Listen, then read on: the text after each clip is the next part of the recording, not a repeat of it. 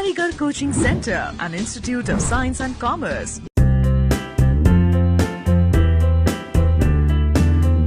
चलिए डिस्कस करते हैं अपना topic application of trigonometry. Okay, last class में हमने कंप्लीट कर लिया है अपना ट्रिग्नोमेट्री चैप्टर। अब हम स्टार्ट करेंगे इसकी एप्लीकेशन। तो एप्लीकेशन को स्टार्ट करने से पहले हम बात करते हैं यहाँ पे पहले जो इसकी बेसिक टर्म्स हैं, मतलब जब आप डिस्कस करोगे क्वेश्चंस रिलेटेड टू एप्लीकेशंस तो उसमें आपके पास कुछ बेसिक टर्म्स होंगी। ठीक है, वो क्या है हमारे पास? एक है हमारे पास angle of elevation, angle of elevation, ठीक है, और एक है हमारे पास एंगल ऑफ डिप्रेशन। ठीक है, एंगल ऑफ एलिवेशन और एंगल ऑफ डिप्रेशन। तो अगर बात करें एंगल ऑफ एलिवेशन की, उसमें सबसे पहले आपको बात करनी होगी यहाँ पे ऑब्जेक्ट,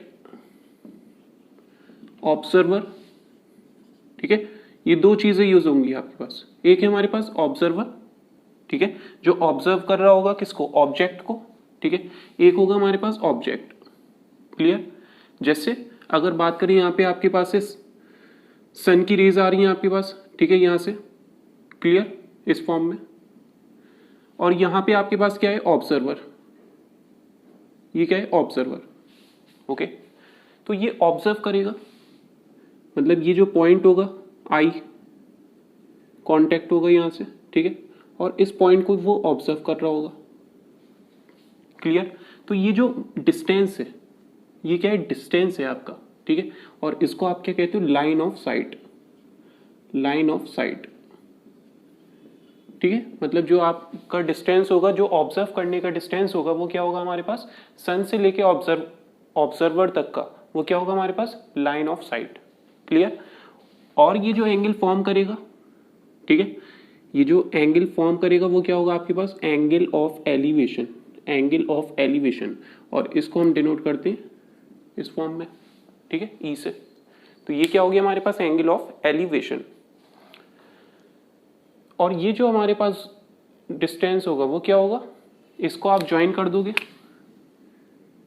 ये जो परपेंडिकुलर आप ड्रॉ करोगे, ठीक है, मतलब जो ऑब्जेक्ट से लेके यहां तक का आपका क्या है? यहाँ पे ये सरफेस होगा। ठीक है, वैसे सरफेस नहीं होगा, ये क्या होगा? आई तक का कांटेक्ट का डिस्टेंस होगा। इसको हम क्या कह देंगे यहाँ पे? ये हो जाएगा बेस। ये क्या हो गया आपका? परपेंडिकुलर। मतलब यहाँ पे भी आपके पास क्या आ जाएगा? Right angle triangle, right angle triangle. इसमें आप यूज कर लोगे ट्रिग्नोमेट्री, ट्रिग्नोमेट्री, ट्रिग्नोमेट्री के जो हमारे पास कॉन्सेप्ट है, साइन, कॉस, टेन, कॉसेक, सेक, कॉट, ठीक है, वो सारी चीजें आप यूज करोगे। तो यहाँ पे आपके पास ट्रिग्नोमेट्री की क्या हो रही है? एप्लीकेशंस, यूजेस हैं। ठीक है, ट्रिग्नोमेट्री को आप अप्लाई कर रहे हो, यूज कर रहे हो, किसके लिए? इन क्वेश्चंस को सॉल्व करने के लिए। ठीक है, तो क्वेश्चंस किस टाइप के होंगे उसको डिस्कस करते हैं। पहले हम बात करते हैं एंगल ऑफ एलिवेशन क्या है, ठीक है, और एंगल ऑफ डिप्रेशन क्या है। तो एंगल ऑफ एलिवेशन क्या होगी हमारे पास? ये जो आई का कांटेक्ट है और ये पॉइंट है, मतलब ये जो सन की लाइट, ठीक है, सन है, वहां तक का डिस्टेंस तो लाइन ऑफ साइट है। और ये जो एंगल फॉर्म करेगा, ठीक है, आई से आप एक लाइन ड्रॉ करोगे, ठीक है, और वो आपके पास जो एंगल फॉर्म करेगा, मतलब यहां से लाइन ऑफ साइट, और ये जो आई से जो डिस्टेंस आपने ड्रॉ करा, उसमें जो एंगल होगा वो क्या होगा? Angle of elevation. इसी तरीके से एक केस ये है आपके पास, आप हो बिल्डिंग की टॉप पे, ठीक है, आप कहाँ पे हो? बिल्डिंग की टॉप पर। तो ये आपके पास क्या हो गया? ऑब्जर्वर। और यहां पे आपका रिवर, ठीक है, यहां पे होगी क्या? बोट। तो ये ऑब्जर्वर इस बोट को जब देखेगा तो पहले तो आप इसकी जो आई से डिस्टेंस एक लाइन ड्रॉ करोगे, ठीक है, और ये जो ऑब्जेक्ट होगा आपके पास उससे आप एक परपेंडिकुलर ड्रॉ कर लोगे इसमें।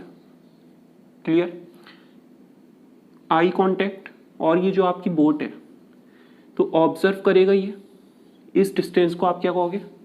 Line of site. जैसे इस केस में था आपके पास लाइन ऑफ साइट। क्लियर? इसमें क्या था? एंगल ऑफ एलिवेशन, यहां पे क्या हो जाएगा, angle of depression, angle of depression. नीचे की तरफ जब वो देखेगा ऑब्जर्वर तो उसको आप क्या कहोगे, एंगल ऑफ डिप्रेशन। ऊपर की तरफ जब वो देखेगा, एंगल ऑफ एलिवेशन। ठीक है, तो ये कॉन्सेप्ट है आपका बेसिक एप्लीकेशंस में। चलिए डिस्कस करते हैं अब क्वेश्चंस। देखिए क्वेश्चन हमारे पास गिवन है, क्वेश्चन हमारे पास है the shadow of a tower, the shadow of a tower when the angle of elevation, the shadow of a tower when the angle of elevation, पहले हम बात करेंगे एंगल ऑफ एलिवेशन की। ठीक है, तो क्वेश्चन हमारे पास है जिसमें आपको क्या दे रखा है, shadow of a tower when the angle of elevation, when the angle of elevation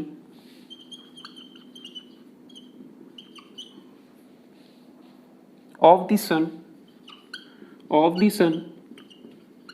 is 45 degree, is 45 degree, is found to be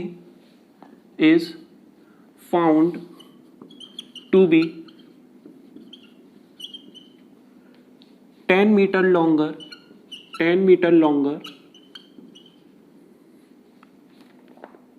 than when it is 60 degree, then when it is 60 degree. Find the height of the tower, find the height of the tower। ठीक है, आपको क्या calculate करना है, height of the tower. क्या करोगे आप इसमें, शेडो आपको टावर की यहाँ पे क्या दे रखी है, when the angle of elevation of the sun is 45 degree is found to be 10 meter longer, मतलब आपके पास एंगल ऑफ एलिवेशन दे रखा है। ठीक है, तो एंगल ऑफ एलिवेशन क्या होता है, ये ऑब्जेक्ट है आपके पास और ये आपके पास ऑब्जर्वर है। ठीक है, तो एक डिस्टेंस आपके पास ये होगा बेस, ये होगी इसकी हाइट परपेंडिकुलर, और ये होगा आपके पास लाइन ऑफ साइट। क्लियर। अब आपको यहाँ पे 45 डिग्री क्वेश्चन आपसे कह रहा है, जब आप 60 डिग्री देख रहे हो, एक ऑब्जेक्ट को आप 60 डिग्री एंगल से देख रहे हो, ठीक है, ऊपर की तरफ, तो वहां पे आपके पास कुछ डिस्टेंस होगा, मतलब कुछ हाइट होगी। ठीक है, वहीं अगर आप देख रहे हो 45 डिग्री से, ये आपके पास सन है, देखिए सन दे रखा है आपको, ये सन। ठीक है, एक शेड, और ये आपके पास टावर है, ये क्या है हमारे पास, टावर है। Clear. Shadow of tower when the angle of elevation of the sun is 45 degree, जो टावर की शेडो है और जब एंगल 45 डिग्री है। क्लियर। तो सपोज कर लीजिए ये टावर है, ये आपके पास एक टावर है, ठीक है, और एंगल ऑफ एलिवेशन आपके पास क्या है, 60 डिग्री है। तो एंगल ऑफ एलिवेशन आपके पास 60 डिग्री होगा। ठीक है, आप पीछे की तरफ जाओगे, आपका एंगल क्या होगा, डिक्रीज होगा। क्लियर। तो ये केस दे रखा है आपको। तो पहले आप ऑब्जर्वर इस पॉइंट पे था, जब वो देख रहा था सन को, मतलब सॉरी सन है हमारे पास, ये shadow of tower when the angle of elevation of the sun is 45 degree is found to be 10 meter longer when it is. ठीक है, ये सन की रेज आ रही है बस। ठीक है, सन की रेज आ रही है, तो यहाँ पे शेडो फॉर्म हो रही है। क्लियर। ये कोई ऑब्जर्वर नहीं है यहाँ पे सिर्फ क्या हो रहा है, शेडो फॉर्म हो रही है। सन की रेज आ रही होंगी जिसकी वजह से ये टावर की शेडो की रेज होंगी यहाँ पे। ठीक है, तो ये इमेज शेडो फॉर्म हो रही है यहाँ पे। कितना एंगल है, 60 डिग्री। क्लियर। तो अगर इस पॉइंट को आप देखोगे, ठीक है, और इस पॉइंट को आप 60 डिग्री से देख रहे हो, तो पीछे की तरफ जब आप जाओगे तो वहां पे एंगल आपका क्या हो जाएगा, डिक्रीज होगा। ठीक है, जितना दूर जाओगे आप एंगल डिक्रीज होगा, जितना पास आप आओगे, ठीक है, टावर की हाइट क्या होगी आपके पास, इंक्रीज होगी। क्लियर। तो यही है आपके पास, मतलब शेडो आपकी क्या हो जाएगी, शेडो की हाइट क्या हो जाएगी, इंक्रीज। तो 60 डिग्री पे लेस होगी। ठीक है, क्योंकि ये क्या है, टावर के पास है। जैसे ये दूर गया, मतलब 45 डिग्री, तो उसकी जो शेडो की लेंथ थी वो 10 मीटर लॉन्गर हो गई। तो सपोज कर ली पहले एक्स रही होगी, अब क्या हो गई, एक्स प्लस 10। यही तो केस दे रखा है आपको। ठीक है, देन कितने से इंक्रीज हुई है, 10। तो टोटल अब क्या हो गई, एक्स प्लस 10 इस फॉर्म में। Clear. Find the height of tower, height find करनी है टावर की। यूज करिए इसको, एच सपोज कर लिया आप, टावर की हाइट क्या है हमारे पास h। ट्रिग्नोमेट्री आप अप्लाई करो, परपेंडिकुलर फाइंड करना है, परपेंडिकुलर फाइंड करना है, ठीक है।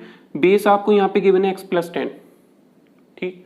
तो आप पहले तो फाइंड कर लो यहाँ पे पर ट्राइंगल, सपोज कर लो ये हमारे पास पॉइंट A है, ये B है, ये C है और ये आपके पास D है। तो एक ट्राइंगल आप लो यहाँ पे ABD, एक ट्राइंगल है हमारे पास।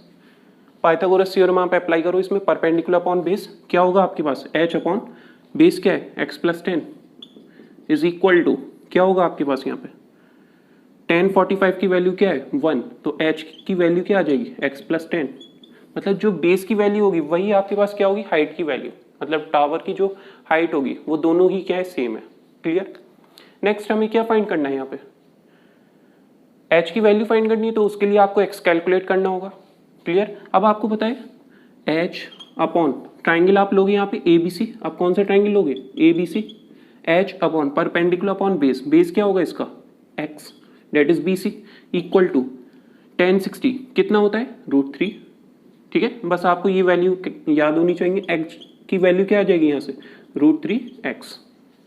ओके, इस h की वैल्यू को यहाँ पुट करो आप √3x equal to x+10, h की प्लेस पे हमने ये वैल्यू पुट कर दी।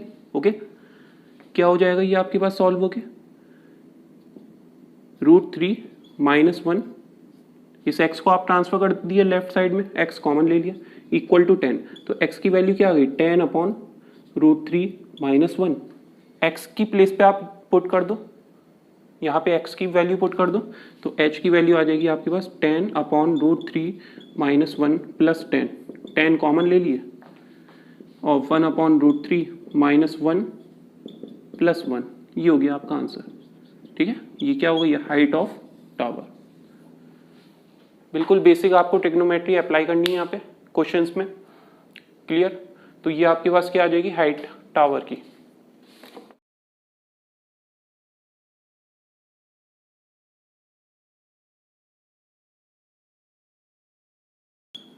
ये आपके पास है क्वेश्चन। तो top of hill 60 meter, the angle of depression of the top and bottom of a tower are observed to be 30 and 60 degree. The height of the tower is clear।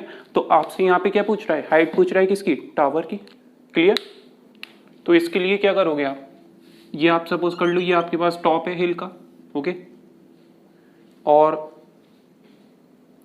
यहाँ पे आपके पास एक है टावर, एक क्या है हमारे पास टावर है, ठीक है, उसका एक टॉप है और एक है बॉटम। ये A है, ये B है और ये C है। तो जब ऑब्जर्वर इसके टॉप को देखेगा तो एंगल ऑफ डिप्रेशन क्या है 30 है। कितना है 30। तो ये हॉरिजॉन्टल लाइन हो गई आपके पास, एक लाइन ये ड्रॉ कर लो आप। ओके, तो ये जो एंगल होगा वो हॉरिजॉन्टल लाइन से लिया जाएगा, तो एंगल ऑफ डिप्रेशन कितना होगा यहाँ पे 30 डिग्री। जब वो बॉटम को देखेगा, ठीक है, ये बॉटम में जब वो ऑब्जर्व करेगा तो एंगल कितना होगा यहाँ पे 60 डिग्री। आप देखो ये आपके पास क्या है हॉरिजॉन्टल लाइन, ठीक है, तो वो देख रहा है, ठीक है, यहाँ पे सपोज कर लो आप देख रहा है वो इस वे में, ठीक है, और वो कितना एंगल फॉर्म करेगा टावर के टॉप को जब वो देखेगा कितना होगा 30। जब वो बॉटम को देखेगा तो एंगल क्या हो रहा है यहाँ पे ऐड हो रहा है, ठीक है, पहले कितना था x, फिर कितना हो जाएगा यहाँ पे y और ऐड हो जाएगा x + y। यही तो कॉन्सेप्ट है यहाँ पे आपका। ओके, तो यहाँ से यहाँ तक का क्या होगा x + y। यही केस आपको यहाँ पे दे रखा है, पहले था 30, अब कितना हो गया 60 हो गया, मतलब 30 और उसका इंक्रीज हो गया डिग्री जो है हमारे पास एंगल वो क्या हो गई है इंक्रीज, तो 60 हो गया। ओके, फाइंड क्या करना है हाइट ऑफ टावर, तो इसको आप सपोज कर लो x या h सपोज कर लो आप, h हाइट फाइंड करनी है आपको। क्लियर। और आपको यहाँ पे एक चीज गिवन है condition, from the top of a hill 60 meter, मतलब ये जो आपको डिस्टेंस दे रखा है ऑब्जर्वर तक का ग्राउंड लेवल से वो 60 मीटर दे रखा है। क्लियर। एक आप ये हॉरिजॉन्टल लाइन ड्रॉ कर लो और इसको ज्वाइन कर लिए। अब आप क्या कैसे फाइंड करोगे, पहले तो आपको जो चीज गिवन है वो क्या क्या है हमारे पास, एक तो ये गिवन है आपको 60, अगर ये 60 है तो ये भी 60 होगा, ये चीज क्लियर है। नेक्स्ट, अगर हम बात करें, ये आप फाइंड कर सकते हो ये इसकी वैल्यू बेस की।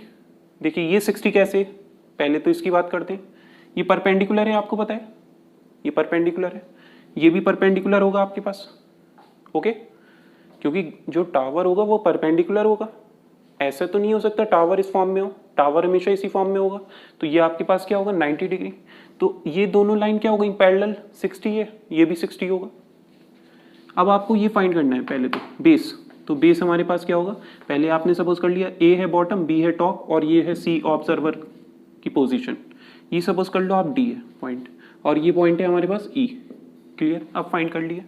पहले आप ले लो ट्राइंगल ए ई सी, एक ट्राइंगल है ए ई सी। परपेंडिकुलर क्या है, परपेंडिकुलर क्या है 60 है अपॉन हाइट, बेस क्या है हमारे पास, बेस सी ई। क्योंकि हमें क्या फाइंड करना है, पहले इस बेस को फाइंड कर लोगे आप, ओके। तो ये हो जाएगा आपके पास 10 कितना होगा ये हमारे पास, पूरे आप बॉटम तक का ले रहे हो तो 60 डिग्री होगा यहाँ पे। 10 60 कितना होता है √3। तो सीई की वैल्यू क्या होगी, इसको इस साइड ट्रांसफर करिए, 60 अपॉन √3, ओके। रेशनलाइज कर लिए, 60 √3 अपॉन √3 इंटू √3 3, ये कैंसिल 20 में, तो ये हो जाएगा 20 √3 equal to CE. 20 √3 equal to CE. CE क्या है हमारे पास, ये जो डिस्टेंस था हमारे पास, ओके। तो ये आ जाएगा 20 √3। अब आपको क्या फाइंड करना है, height of tower, height of tower. Clear. अगर हम बात करें यहाँ पे आपके पास ये क्या दे रखा है 30, क्लियर। तो ये भी एंगल क्या होगा हमारे पास, ये एंगल ये भी होगा 30 डिग्री, इतना क्लियर, ओके। ये 30 होगा आपका। तो ये 30 हमने कैसे फाइंड करा, दोनों क्या है हमारे पास यहाँ पे पैरेलल, ऑल्टरनेट इंटीरियर एंगल। अब आप ये ट्राइंगल ले लो, कौन सा ट्राइंगल होगा हमारे पास, सी बी सी पी, ठीक है। एक ट्राइंगल है हमारे पास बी सी पी, इसमें परपेंडिकुलर क्या है हमारे पास, परपेंडिकुलर पी सी है। बेस क्या है, बेस बी पी, और बी पी किसके इक्वल है 20 √3, 20 √3 इक्वल टू 10, थीटा कितना है 30 डिग्री, 10 30 कितना होगा 1/√3। इसी तरीके से फाइंड करना होगा आपको। तो पी सी हमारे पास क्या हो जाएगा, इस 20 √3 को आप ट्रांसफर करोगे इसके न्यूमरेटर में, ये √3 कैंसिल, पी सी की वैल्यू क्या आ गई 20 हो गया, ठीक है। ये क्या आ गया आपका 20, तो इतनी वैल्यू क्या होगी 60 में से 20 लेस कर दी, ये हो जाएगा 40। तो हाइट ऑफ टावर कितनी हो गई 40, सी ऑप्शन करेक्ट। पहले आपको क्या गिवन था, ये था बॉटम, ये थी पोजीशन किसकी, टावर की। ए और बी क्या दे रखा है, बॉटम और टॉप। ये हमारे पास सी ऑब्जर्वर की पोजीशन, ठीक है।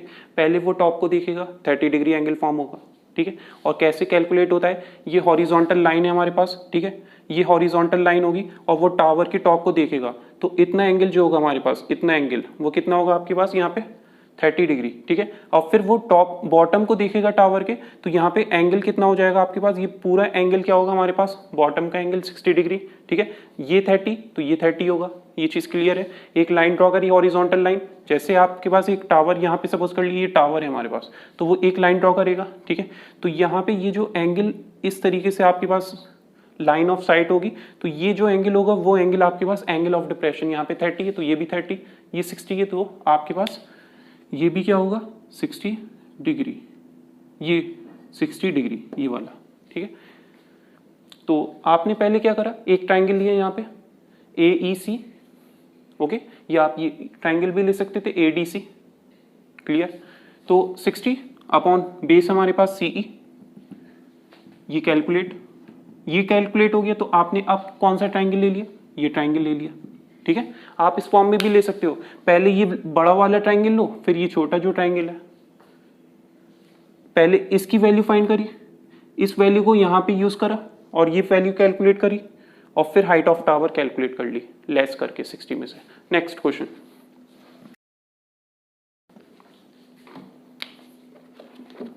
देखिए क्वेश्चन हमारे पास है, if a 6 meter high pole has a shadow of length 2√3, ठीक है, एक आपको यहाँ पे दे रखा है 6 मीटर हाई पोल, ये सपोज कर ली 6 मीटर हाई पोल है हमारे पास, has a shadow of length 2√3 metre, then the angle of elevation of the source of light, ठीक है, यहाँ पे आपके पास शेडो दे रखी है इसकी, और क्या दे रखी है लेंथ 2√3 मीटर, और ये है 6 मीटर। फाइंड क्या करना है, फाइंड यहाँ पे फाइंड करना है आपको एंगल ऑफ एलिवेशन, फाइंड क्या करना है, angle of elevation. Perpendicular given है, बेस गिवन है, तो ये क्या होगा थीटा, तो tan theta is equal to perpendicular upon base that is 6 upon 2√3, ये कैंसिल, 2 3 6, ओके। नेक्स्ट यहाँ पे 3 अपॉन √3 हो गया, और 3 को आप चेंज कर सकते हो √3 इंटू √3 में, अपॉन में क्या है √3, ये इससे कैंसिल, आंसर क्या आ गया, tan थीटा इक्वल टू √3 किस में होता है, tan कौन सा थीटा होता है आपके पास 60 डिग्री, तो यहाँ पे क्या होगा आपका 60 डिग्री, तो थीटा क्या हो गया 60 डिग्री, ठीक है, तो आंसर हमारे पास क्या आ जाएगा 60 degree, C option. Next question, angle of depression of an enemy position from 100 metre high is 30 degree, angle of depression दे रखा है, ये पॉइंट है ऑब्जर्वर का, ठीक है, और ये हमारे पास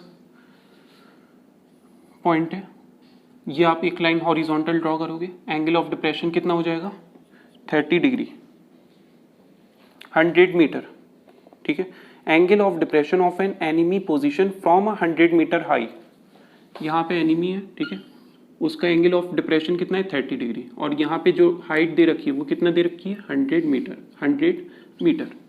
फाइंड क्या करना है, the distance the enemy position from the base of the हिल, ठीक है, मतलब ये टॉप था हिल का, इस पॉइंट से आप एनिमी को देख रहे हो, और एंगल ऑफ डिप्रेशन 30 डिग्री है, ठीक है, आपको ये फाइंड करना है ये जो हिल है, ठीक है, इसका डिस्टेंस कितना होगा एनिमी से, तो इसको एक्स सपोज कर लो आप, क्लियर, ये 30 तो ये भी 30 होगा, ये चीज़ क्लियर है, लास्ट क्वेश्चन में डिस्कस कर चुके हैं, ये परपेंडिकुलर होगा आपके पास, ये भी परपेंडिकुलर है, इसी तरीके से ये भी परपेंडिकुलर होगा, ठीक है, ये इसके इक्वल होगा, ओके, इक्वल, तो ये x तो ये भी x, ये 100 तो ये भी 100,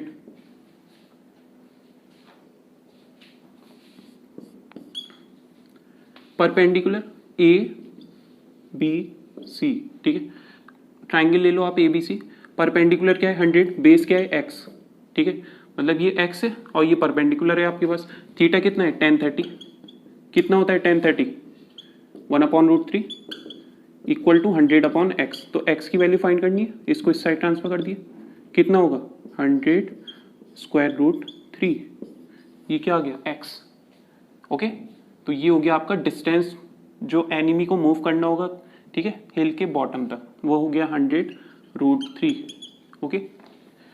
नेक्स्ट क्वेश्चन, तो इसका भी आंसर क्या है हमारे पास सी ऑप्शन क्या है correct.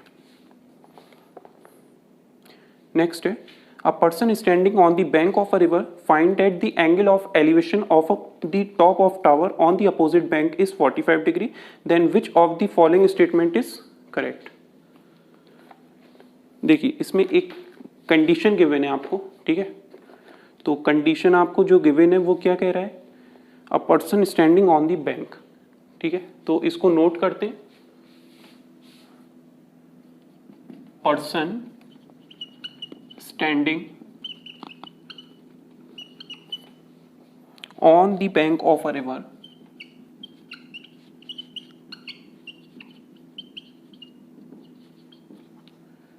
finds that the angle of elevation of the top of a tower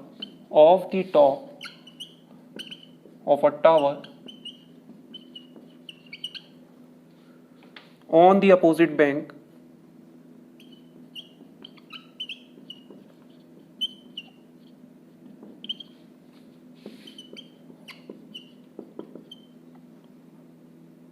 is 45 degree, ठीक है, then which of the following statement is correct, statement देखिए,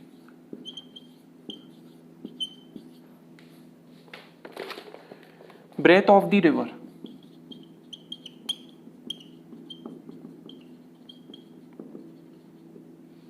is twice the height of tower.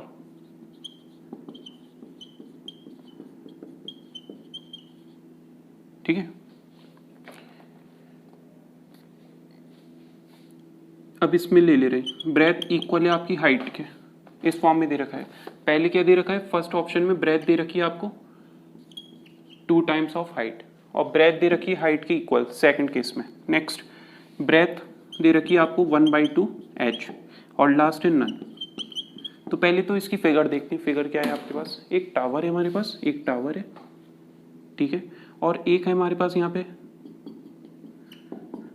इस form में river.